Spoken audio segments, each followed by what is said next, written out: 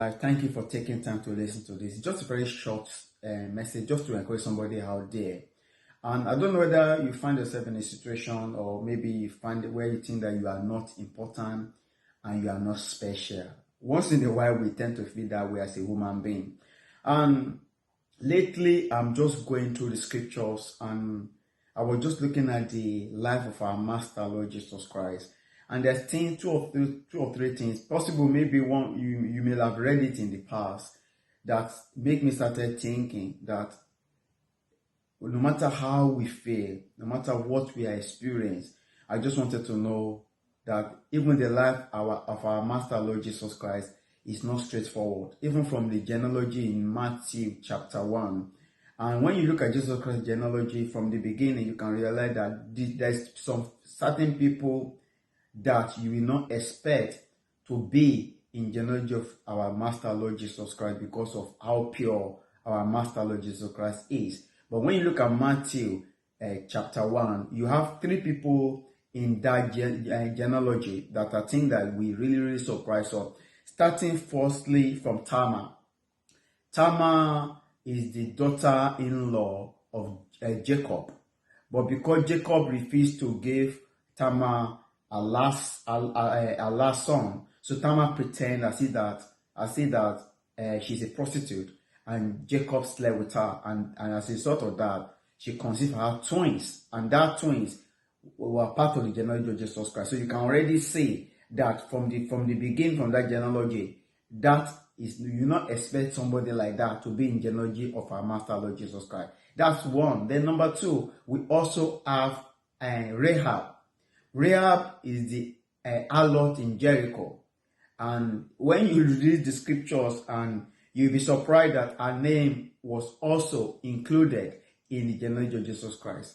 And not to talk about that, you expect also the third one, you expect that all the people in genealogy will possibly be full Jew.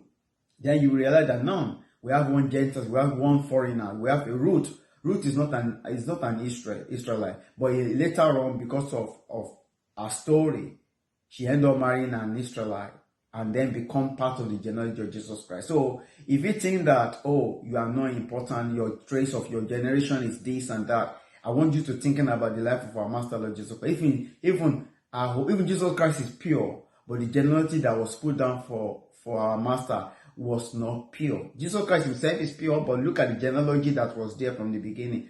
So God is trying to tell us something there, that look, I'm for everybody. I'm for the Gentiles, I'm for the Jews. That's why the name of Gentiles have to be in genealogy. That is, the trace of it was actually there. That's number one. Normally, when you expect a king to be born, you expect a king to be born in a palace. Think about that. Majority of you that are listening to me, during the labor, when your mom wants to conceive, at least a possible 95% of people, your mom was in hospital, and the nurse and doctors are checking your heartbeat. They were checking the heartbeat of your mom during the labor ward, during the delivery. Our Master Lord Jesus Christ never explained that. The Bible said that was born in manger. And go and check the definition of manger. From what I see in the dictionary, they said it's a place whereby that the animals, the horses, cattle are kept.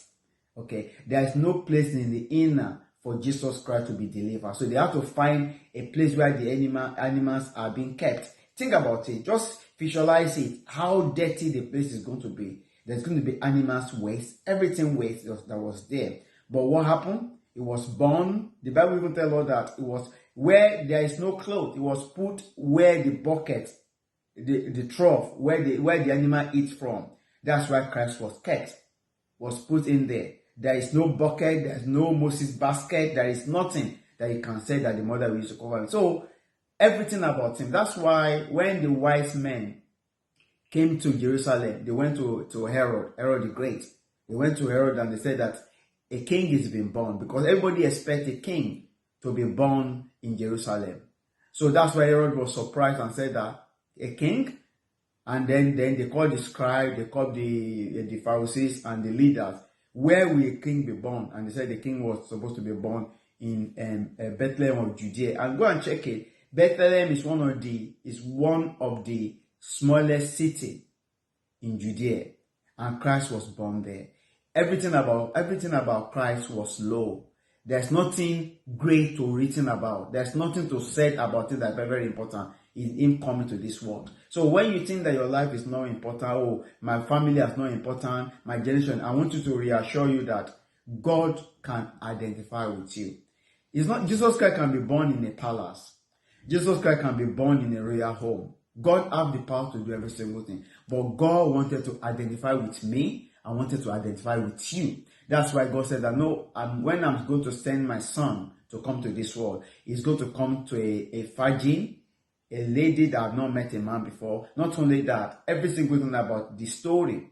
That's the reason why when Christ would move away, he was living in Galilee and then and Nazareth. That's why if you remember in John, when they said to Natalia that they find a leader, they find the Messiah. What did Natalia say? He said that can anything good come from Nazareth? Because this is a dispersed area. Christ never lived in a area that is said this is a very great area they expect, but he lived among the people that are despised so that they can be accepted. So if you are listening to me, you think that your life is not important, I want to encourage you that look at the life, even the background of our Master Lord Jesus Christ. He can relate it with you. He related with you so that you can come to him and know that he understands where you are coming from. He loves you and he cares so much about you.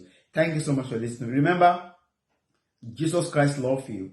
He understands your situation. If you think that you are down, you are discouraged, you are dispersed, he is there. He's been there so that you can be welcome to him. So if you don't know him, I'm just using that opportunity to encourage you. Come to him.